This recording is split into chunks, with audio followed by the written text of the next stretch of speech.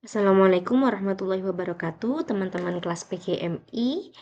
Nah, untuk kali ini kita akan membahas dasar-dasar perangkat. Kira-kira ada yang sudah tahu apa saja dasar-dasar perangkat itu? Untuk pertemuan kali ini, kita akan membahas tentang dasar-dasar perangkat pada komputer tentunya. Jadi, mohon disimak baik-baik ya. Nah, oke, ada berapa jenis sih perangkat itu? Kira-kira teman-teman ada yang tahu nggak perangkat komputer itu ada apa saja? Nah, oke, jenis-jenis perangkat komputer itu ada hardware, software, sama brainware. Sebenarnya ada juga perangkat jaringan atau networking. Dari tiga ini kita akan membahasnya satu-satu, namun pada kali ini kita akan fokus membahas pada hardware-nya dulu. Nah, yang pertama adalah hardware. Hardware ini sepertinya semuanya sudah mengetahui ya, apa itu hardware, dan sepertinya semuanya sudah pernah melihat nih, fisik dari hardware. Nah, hardware ini adalah komponen komputer berbentuk fisik yang bisa dilihat, dan dirasakan secara langsung. Jadi tentunya teman-teman sudah pernah melihat dan sudah pernah merasakan. Nah, pertanyaannya, kira-kira terdiri dari apa saja hardware itu ya? Ada yang tahu? Oke, secara fungsional hardware itu terdapat 4 jenis, di mana ada input, proses, storage, dan output. Keseluruhan ini sangat berkesinambungan, di mana ada inputnya, ada prosesnya, ada penyimpanannya, kemudian akan ada hasilnya, yaitu outputnya. Kira-kira dalam input itu apa saja, proses itu bagaimana, storage itu di mana, dan hasilnya itu apa sih? Ini akan kita bahas satu-satu. Nah, yang pertama adalah input. Kira-kira ada yang tahu apa itu input dan terdiri dari apa saja sih input itu? Oke, input adalah perangkat yang digunakan untuk memasukkan beberapa data atau perintah komputer untuk diproses lebih lanjut. Jadi, input ini adalah perangkat-perangkat yang bisa masuk pada komputer, yaitu biasanya yang dicolokkan. Nah, itu adalah input. Kira-kira input ini terdiri dari apa saja? Oke, yang pertama adalah keyboard. Keyboard ini tentunya semuanya sudah tahu ya apa itu keyboard.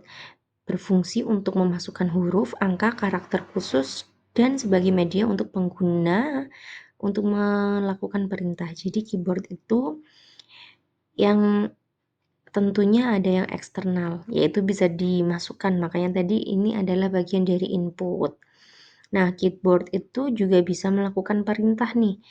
Eh, Langsung misalnya banyak sekali angka, huruf, maupun karakter yang menjadi fungsi dari salah satu keyboard ini.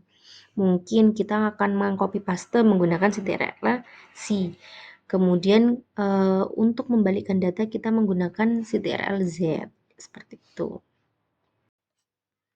Oke, selanjutnya adalah mouse. Mouse ini sebagai alat petunjuk dan input data memungkinkan pengguna untuk mengarahkan dan menggerakkan layar. Saya kira semuanya sudah mengetahui ya apa itu mouse yang bisa digerakkan atau kursor biasanya ya kita menyebutnya ya. Ada yang eksternal, ada yang kalau di laptop itu langsung ada pada laptopnya sendiri. Nah, karena ini adalah salah satu perangkat input yang bisa dimasukkan juga atau dicolokkan. Biasanya ada item klik kanan maupun klik kiri sesuai perintah. Nah, oke, touchpad. Tadi ada mouse, sekarang ada touchpad. Sama juga perangkat input menggerakkan kursor. Ada klik kanan, klik kiri, zoom out, in, dan gesturnya multi touch. Nah, touchpad ini bekerja menggunakan sensor sentuhan. Jadi berbedanya kalau misalnya si mouse itu kan harus dicolokkan ya, tapi kalau touchpad itu langsung ada pada laptopnya teman-teman tuh, yang paling bawah biasanya ada layar kecil di bawahnya itu disentuh pakai tangan buat scroll-scroll gitu. Nah, kelebihannya tidak perlu banyak ruang, tapi sayangnya untuk pekerjaan yang membutuhkan presisi tinggi, misalnya mendesain, itu kurang nyaman digunakan. Kemudian responsivitasnya terkadang berkurang ya, kalau misalnya jari-jari kita itu basah. Nah, jadi scanner ini mengubah dokumen fisik atau gambar menjadi format digital, menjadikannya dapat dilihat, diedit, dan disimpan dan dibagikan melalui komputer ataupun dibaca. Jadi sepertinya semuanya sudah tahu scanner. Scanner ini biasanya digunakan mungkin ketika teman-teman melihat pada kasir ya. Banyak yang menggunakan scan yang biasanya berbunyi klik klik klik. Nah, itu kan biasanya datanya berbentuknya vertikal atau QR. Tinggal scan aja. Nah, ini yang bernama scanner gitu. Itu juga adalah salah satu bagian dari input yang mana bisa dicolokkan. Oke, selanjutnya adalah proses. Ada yang tahu kira-kira proses itu apa? Nah, oke, Nah, proses sekarang adalah instruksi proses yang salah sedang satu dieksekusi oleh pada sistem fungsional operasi. hardware. Tadi kan sudah ada Nah, proses inputnya, ini adalah inputnya instruksi sudah yang masuk sedang nih. Nah, dieksekusi. kemudian Jadi tadi diproses. mendapatkan instruksi dari Proses ini input, sesuai instruksinya, kemudian kemudian dieksekusi dieksekusi. melalui Jadi, proses di ini. mana Jadi biasanya itu melibatkan pemrosesan input dan sehingga nanti dihasilkan CPU-nya, sehingga output. nanti menghasilkan sumber yang Nah, oke, dapat proses instruksi yang diinformasikan sedang gitu. dieksekusi Jadi oleh sistem prosesnya lah operasi. Tadi ibaratnya. kan sudah ada inputnya.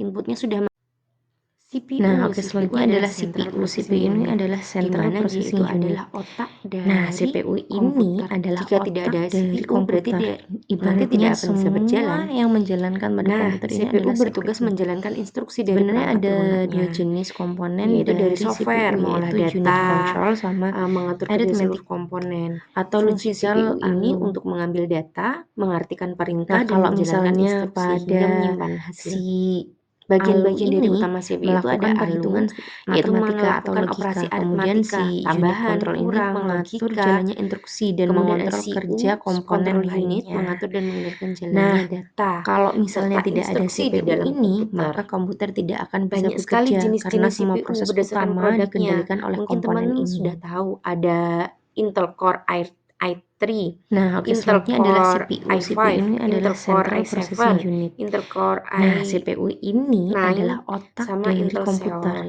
Ibaratnya Banyak sekali ya. semua Jadi yang menjalankan sekarang pada ada komputer juga ini yang adalah AMD CPU. Ryzen Sebenarnya ada gitu. dua jenis Itu adalah komponen dari CPU, yaitu unit control sama arithmetic atau. Oke, selanjutnya adalah RAM. RAM ini adalah Random Access Memory, yaitu komponen penyimpanan sementara pada komputer yang digunakan untuk menyimpan data dan instruksi yang sedang diproses oleh CPU. Nah, RAM ini biasanya kita tahu ya, kalau semakin besar akan semakin cepat. Biasanya RAM yang paling gede itu, yang paling cepat itu menggunakan SSD yang saat ini ada yang 250, ada yang 500 GB. Semakin besar dan semakin bagus itu akan mempercepat kerjanya komputer. RAM ini berfungsi untuk menyimpan data sementara, kemudian mempercepat kinerja komputer, menjalankan banyak program sekaligus, multitasking intinya RAM ini. Cara kerjanya biasanya data aplikasi dari hard disk atau SSD ini akan dipindah di RAM. Kemudian CPU akan mengambil data dari RAM karena aksesnya lebih cepat. Kemudian saat aplikasi ditutup, data di RAM ini biasanya akan dihapus gitu. Banyak jenis-jenisnya RAM, ada dynamic RAM, ada static RAM, ada synchronous RAM, atau double data rate SDRAM gitu. Itu adalah jenis-jenisnya RAM. Kalau dynamic RAM itu digunakan pada komputer umum, kalau static RAM itu lebih cepat, biasanya untuk CPU. Nah, kalau synchronous RAM itu bekerjanya selaras dengan kecepatan prosesor. Kalau double data rate SDRAM itu versi modern dari RAM. Itu banyak ininya, kategorinya juga. Jadi kalau kapasitas dan kecepatan RAM itu diukur dalam gigabyte ya yang kayak tadi, tergantung ukurannya. Semakin besar kapasitasnya berarti ya semakin besar juga ini kecepatan komputernya atau laptopnya.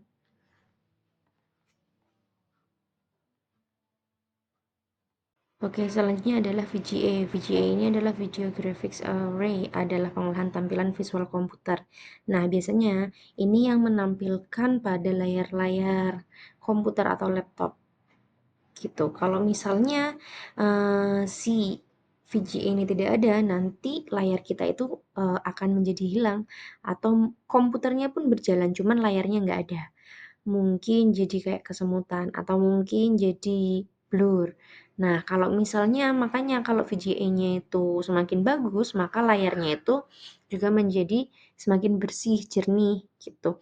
Biasanya orang yang menggunakan VGA yang bagus itu orang yang pekerjaannya sebagai desain grafis maupun editing video. Nah, itu kan butuh ketelitian pada ini hasilnya, sehingga layarnya yang digunakan itu VGA-nya juga harus bagus. Kalau misalnya memakai ini VGA-nya.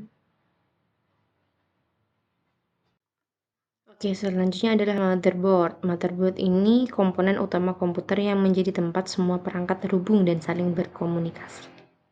Tanpa motherboard, komputer tidak akan bisa berfungsi meskipun semua komponen lainnya lengkap. Nah, di motherboard ini berfungsi untuk menghubungkan semua komputer. Jadi yang nempel pada motherboard itu adalah CPU, RAM, VGA, sama ataupun yang hard disk ataupun ya storage yang lainnya. Nah, itu untuk menyalurkan daya listrik ke setiap komponen melalui konektor dan jalur listrik di papan sirkuitnya. Kemudian nanti akan menjadi pusat komunikasi data antara komponen perangkat keras gitu untuk mengatur kinerja sistem melalui chipset atau BIOS. Ini secara umumnya aja motherboard-nya karena bagian-bagian utama motherboard itu juga banyak, jenis-jenisnya juga lumayan gitu banyak. Jadi kalau misalnya motherboard ini adalah intinya tulang punggung komputernya yang menyatukan semua komponen agar dapat berfungsi secara bersamaan. Jadi tanpa motherboard, komputer tidak bisa berjalan karena semua bagian titik atau tidak memiliki tempat untuk berkomunikasi. Jadi karena dia itu titik berkumpulnya dari CPU tadi, dari RAM, dari VGA, semuanya itu nempel di motherboard ini. Makanya disebut mainboard atau MOBO. Oke, storage, semuanya sudah tahu ya sepertinya artinya storage ini apa, yaitu penyimpanan.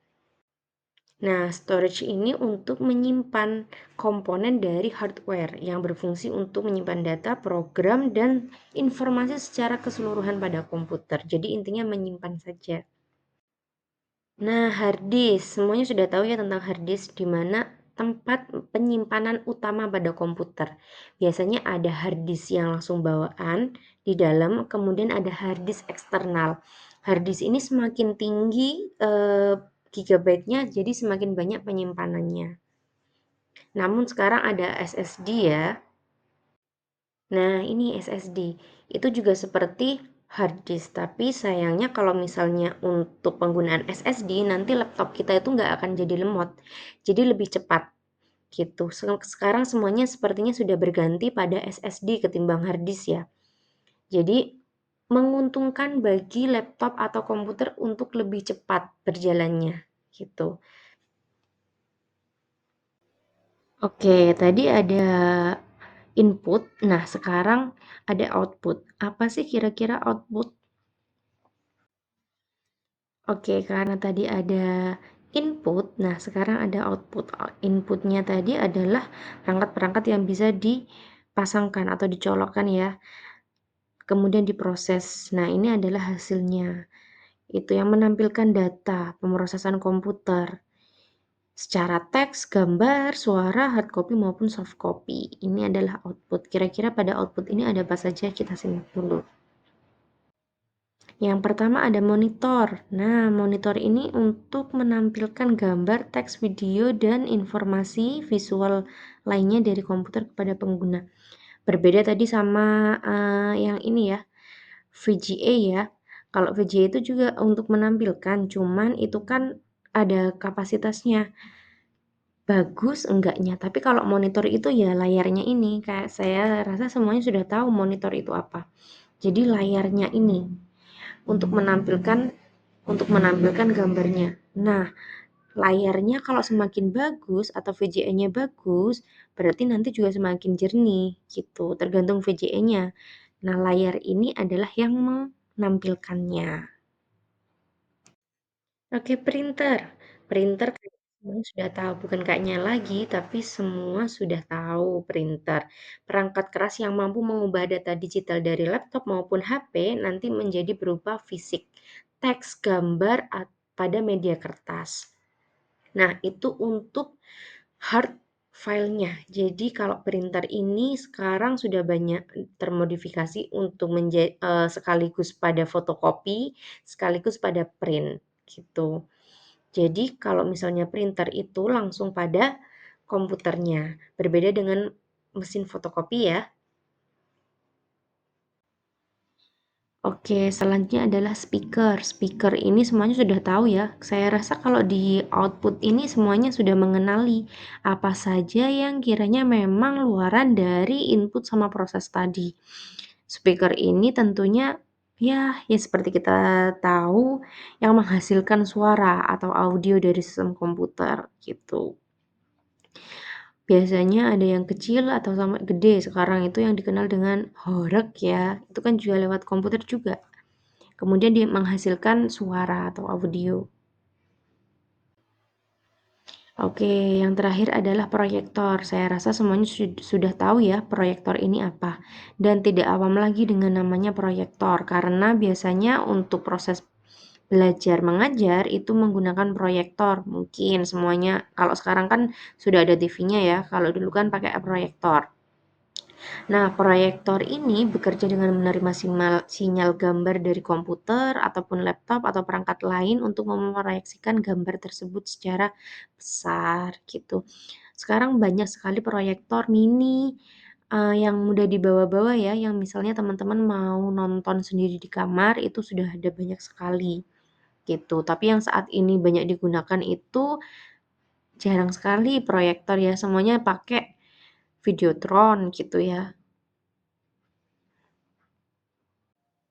Oke teman-teman, terima kasih. Sekian pemaparan materi dari saya. Kita akan belajar tentang Insya materi Allah nanti kita software akan dan belajar kemudian selanjutnya brainware. tentang Jadi software. terima Ini kasih kan untuk masih materi hari hardware ya. ini.